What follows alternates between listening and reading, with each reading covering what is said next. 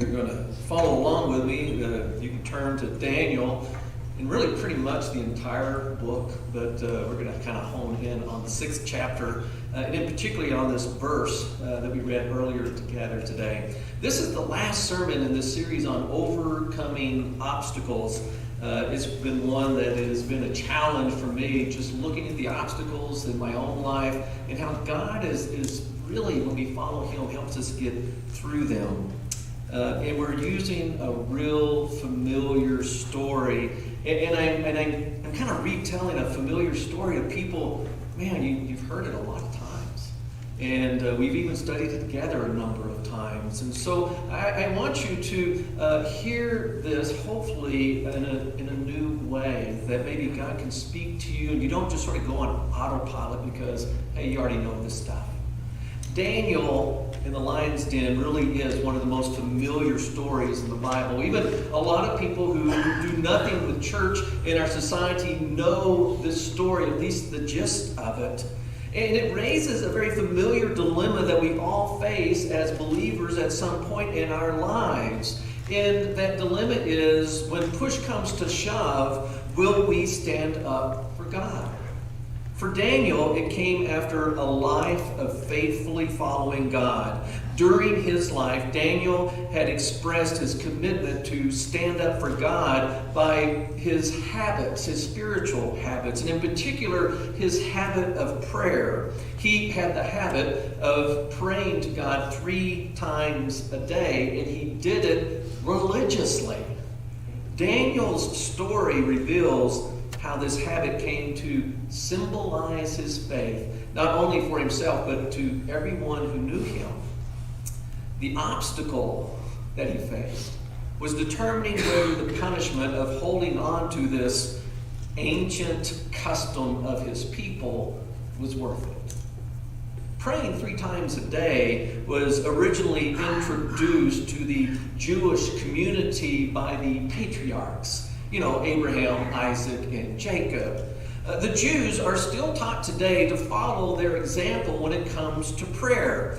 It is said in their circles that Abraham prayed in the morning, and Isaac prayed in the afternoon, and Jacob prayed at night. And when you follow all of their example, you get 3 times of prayer: morning, afternoon, night. They learned that Abraham distinguished himself during his life with acts of love toward God. And Isaac distinguished himself with a sense of awe toward God. And Jacob distinguished himself with pleas of mercy from God. And they teach those who follow that path that not only are you supposed to pray 3 times a day, but you're to do it like the patriarchs, and so that your prayer time has these similar focuses. So in the morning, you're focusing on the love of God. And in the afternoon, you're focusing on the wowness of God. And in the evening, you're calling for His mercies, for His forgiveness in your life. Probably from the things during the day that didn't quite go right. And so each time of day becomes very important to you. We don't know what spiritual journey Daniel took to get to Babylon and where he was at. We don't know what was going on in his mind whenever Israel fell and was carted, all those people were carted off to Babylon. But we do know that upheavals and disruptions often cause people to question their faith. Whenever we go through something, we kind of wonder, well, where is God? Why isn't He doing something about this? Or doing the kinds of things we would want Him to do about it? Not only had Israel lost the war against the Babylonians, but the Babylonians completely destroyed their temple where they gathered to worship God. They tore it down to its foundations. And they took all of the treasuries from it, all of the things that they used in their worship, and they carted it back to Babylon. And along with it, Daniel and many of his friends were carted back too. And according to Josephus, those who were put into the service of the king were made eunuchs. So just add that to one more trouble for a young man. Although this is not something that is in the Bible, it is something that by those historians, those early guys. We only know that Daniel emerged from the disruptions and the upheavals in his life with a strong faith. We know that he continued to endure trials as he served God, and each time as he sort of passed the test, he grew stronger and stronger from it. But just because your faith survives the last test doesn't mean that your faith is going to survive the next test. And there always seems to be a next test, doesn't there? It's just like, God, how long is this going to happen? I just had this thing I got through, and now there's this next thing. When am I finally going to get there where I don't have all these tests anymore? It seems that Daniel faced the same obstacle time and again. Would he stand up for God if doing so meant that he would suffer for standing up for God? It's one thing to obey God whenever there are no negative consequences for doing so, and quite another when there is. I mean, would you really follow God if it meant something immediately bad is going to happen to you? I can't consider this question personally without recalling those young students in Colorado who were told by a shooter in their school that if they denied their faith, he would not pull the trigger. And how they did stand up for their faith, and how he did pull the trigger, and how they died for their faith standing in their school. We know what they did. We know what happened to them. But when I hear their story, there's a part of me that says, what would I do if I were in their shoes? Would I have done what these young guys had done? If you didn't know, Daniel's name means God is my judge. And the way it uses judge, it means God is my tester. And there are many who see in Daniel's story that it was God and not the men who wished him harm who was judging him, who was testing him all along the way in his life. We know what Daniel did. We know what happened to him. It's a familiar story. But if God were to give us the same sort of test, will we pass in the same sort of way? Before you give your answer, I want you to take a closer look at Daniel's real situation. Daniel was, at the time of this particular testing, serving the king in Babylon that he had been serving for years and years. Babylon, by the way, was the current reigning superpower in the Middle East. I say current because the Middle East history at that time was one aspiring empire rising up and then falling and being replaced by the next rising empire. But back in 605 BC, Babylons were still on top. It was in that year that they had come and they had conquered Israel, taking many of its promising young men back to Babylon. It was then that they destroyed the temple. It was then that they brought these guys back, not to be servants in their fields, but to be government hands, people that they could use. And as I said earlier, and you probably know well, Daniel was one of those young men at that time. When he was taken captive, if you do all the math, it works out in his story, he was probably 12 or 13, no more than 14 or 15 at the most. A very impressionable young age when his life became unhinged.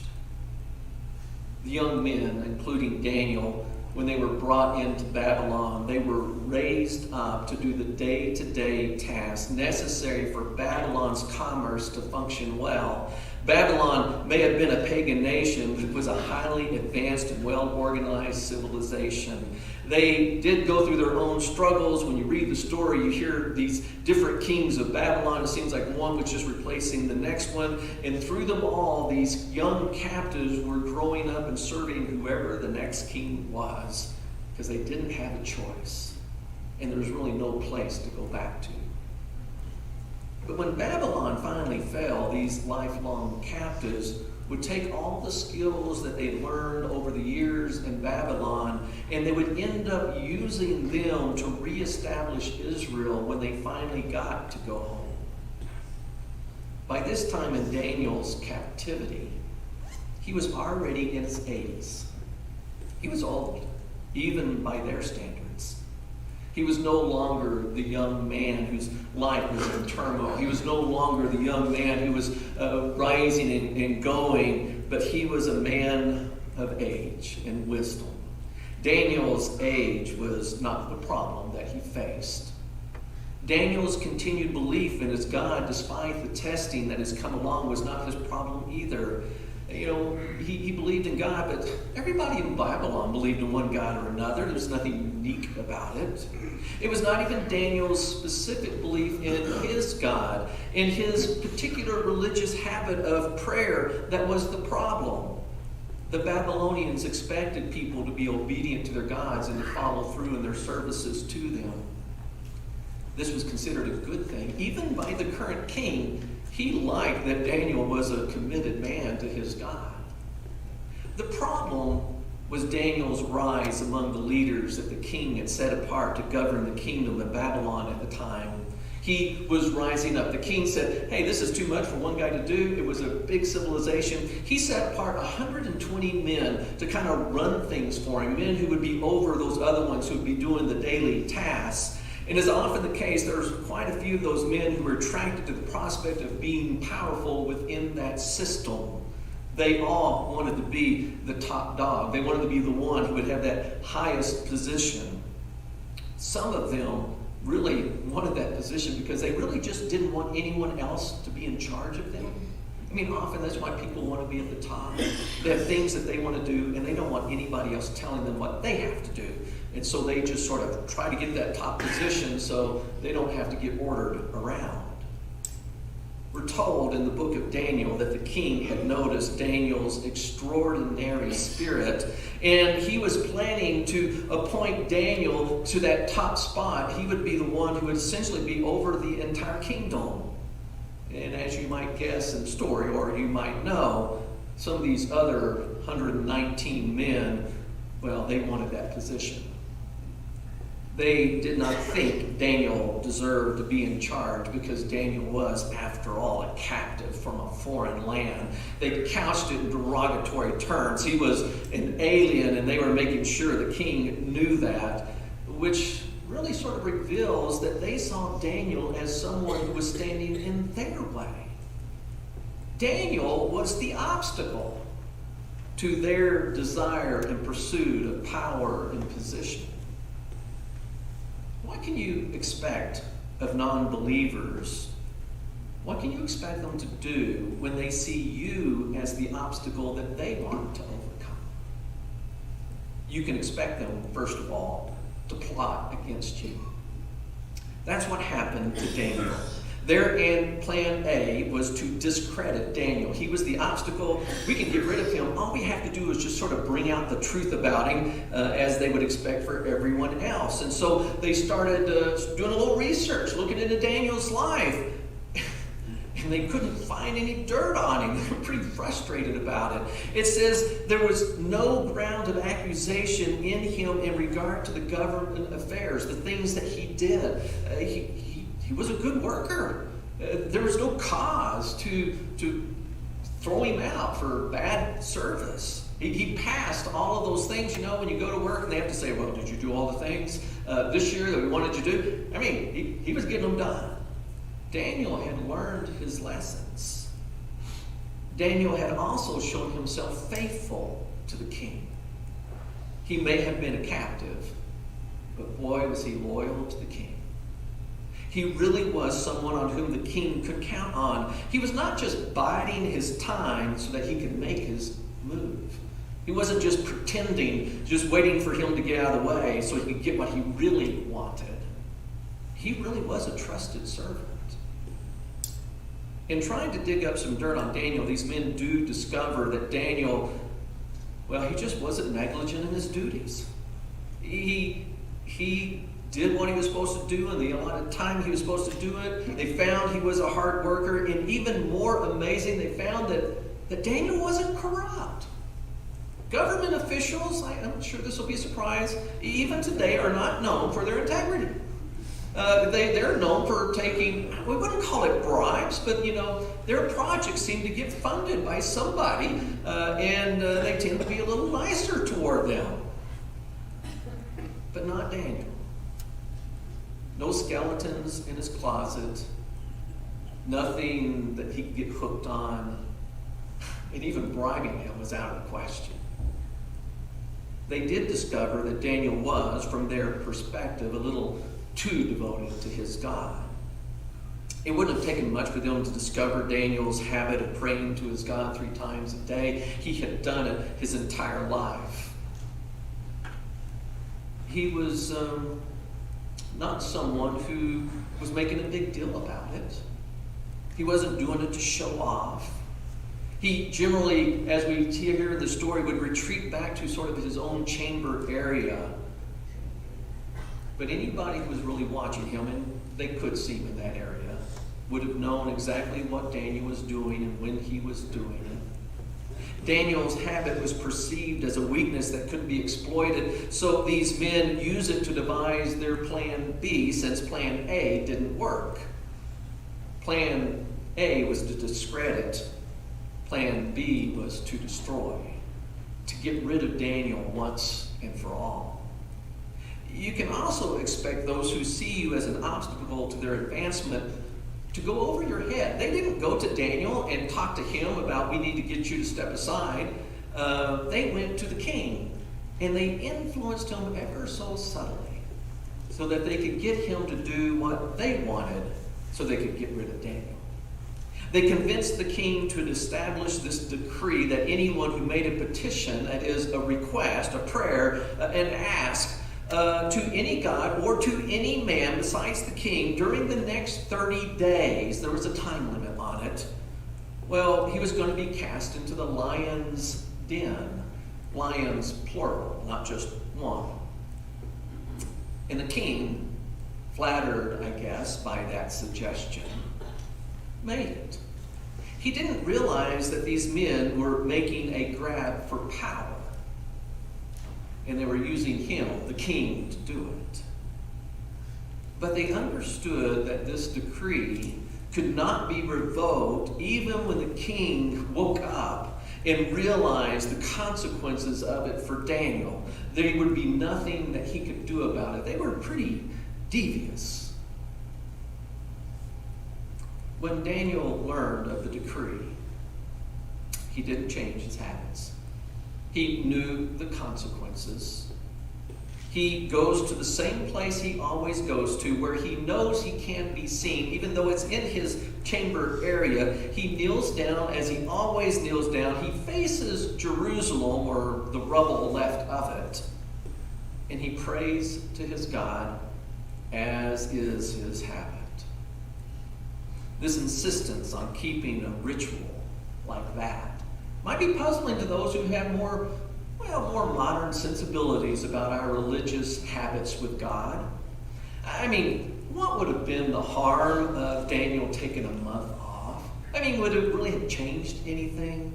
Didn't he deserve a little vacation? I mean, he was already 80 years old. I mean, he deserved a little break, a little sabbatical, a little vacation, Wouldn't 30 days be okay? It's probably a good time to do that. Daniel, why don't you just go out and take a little trip? Come back in about 30 days. Could Daniel not have changed the location of where he had his prayers? Could he have gone to a more secret location? Didn't Jesus say something about not letting anybody see you pray and go to a closet somewhere? I mean, couldn't Daniel have done that sort of thing? Might he have prayed without giving any outside indication that he was doing so? I mean, we do that, don't we? There are a lot of times that we pray and people next to us may never even know that we're praying.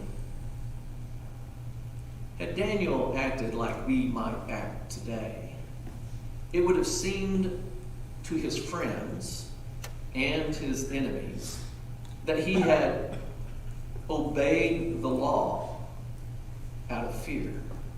His religious cowardice would have brought disgrace to God. It would have been a discouragement to his fellow believers who were looking to him as an example to follow. Perhaps someone at some lower sphere of life, maybe some earlier stage in their religious journey with God, might have gotten away with some of those kinds of things, but not someone like Daniel. Not someone with so many eyes upon him that people were looking to because he was a leader of leaders when it came to faith. Daniel needed to act with courage, and he knew it. He would certainly have known that this specific law was crafted specifically for him. He knew his enemies. He knew what they were up to. All eyes would be on him. What would he do? All these years he's claimed to serve this God. What's it really about? Jesus once spoke of how to handle this sort of situation to his own disciples. He told them, and he spoke very plainly, very boldly, very bluntly, beware of men. That's not to say that women can't do this, but Jesus said, beware of men, for they will hand you over to the courts, and they will scourge you in their synagogues, and they will even bring you before governors and kings for my name's sake, as a testimony to them and to the Gentiles. He tells them to proclaim what he had taught them from the rooftops. If they have called the head of the house Beelzebul, and Jesus was referring to himself and their insistence that his power came from Satan, he tells his disciples, how much more will they malign the members of his household? That is, how much more will they malign you? But do not fear those who can kill the body but are unable to kill the soul, but rather fear him who is able to destroy both soul and body in hell. And then he says, therefore, anyone who confesses me before men, I will confess him before my Father who is in heaven. But whoever denies me before men, I will also deny him before my Father who is in heaven. It is God who we will stand before in the last day, not some man, not some boss, not some king. And Daniel understood that. And God will know whether we have confessed his name before men or not, or whether we've been ashamed of him. The word Jesus used, translated confess, in that passage from Matthew that I just quoted, was homologia, a Greek word. Homo, you've probably heard of before, the same. Logia, you've probably heard of too, or logos, words. The word that gets translated confess means same words, to use the same words. We are to use the same words about Jesus that Jesus used of himself, not adding to them nor taking away from them. And when we say that he is our Lord, it should be evident not only in our words, but in our behaviors, in our actions, in our habits. And if we do so, he will use the same words about us that we use about ourselves. When we say we're a follower of Jesus, it'll be evident. And whenever it comes that day, we stand before him, Jesus will use those same words. Yeah, he's a follower of me. I hope that you've been asking yourself this morning, what habits do I have that reveal that I'm following Jesus? Is there anything I'm doing in my life that people around me might notice, and because I'm doing them, they might get the idea that I'm a person who follows Jesus? Is there anything that someone might look at in my life and see that? There should be. If you don't have any kind of habit, it might be time to develop some. Habits are noticed. I have a habit of riding my bicycle. I do it a lot. Probably some people think I do it too much. I told myself whenever I was going to start riding, and I'll be honest, it was sort of selfish. I ride with some guys that I couldn't keep up with, and I figured if I just ride more, then I would get in better shape, and then I could keep up with them. And so I decided, being the preacher, I'm going to use the Bible plan. I'm going to ride for 6 days and rest on one. And so that I could kind of do. I don't get 6 days in, but I tried to get that. And I even got a smartwatch so that to kind of follow my habit. And my smartwatch tries to help me improve. And recently, my smartwatch has been saying we've noticed a trend in your preparations, Doug. You're not doing much on Sunday. And we think you should do more. You should go for a walk. You should take a ride. You should do something more. I sometimes ride my bike on Sunday. It's not a religious habit that I have that in that sense. But I do try to take a day of rest. I try to work enough so that I can take time off. And since most of my work is not physical, my play is. And so I've been doing that. I really wouldn't call it a religious habit. But it is a habit that's noticed by my watch. And I almost guarantee that whatever your religious habit is, it's not just being noticed by your watch, but by the people around you. If you don't have a habit in your life that indicates that you're following Jesus, it really should be there, and it should be something that people can notice.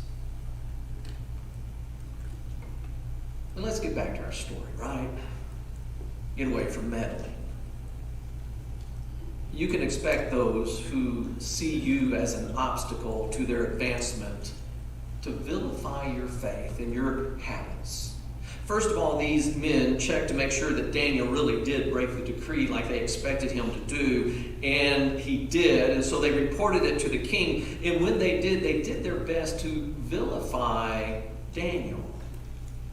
They spoke about him, saying he was one of them, one of those exiles from Judah. They used that term, exile. He was an alien, legal, but an alien. He wasn't one of us. He was someone who he has paid no attention to you and your commands, King. He doesn't give you honor. He doesn't respect you. He doesn't obey you. He thinks your commands are meaningless. He may not understand them, but you're the king, and when you give something, people are just supposed to do it and not question you. And Daniel's not that sort of man. He surely can't be trusted with more important things like running a kingdom. The king had no choice but to enforce his own command, as their laws sort of were set up back in that day. But the king wasn't happy about it. He really did like Daniel. He did everything he could to deliver Daniel out of this mess, but he couldn't find a loophole. He even waited to the very edge of sunset, at the last minute, just thinking maybe something will come in here and I can get him off, but he couldn't find anything. And when the sun set, he had to go through with his own decree. You can expect support from those in the world who befriend you, like the king befriended Daniel. Even if their support really doesn't do anything to change your situation, at least they're doing what they can and trying to help. You'll find some support.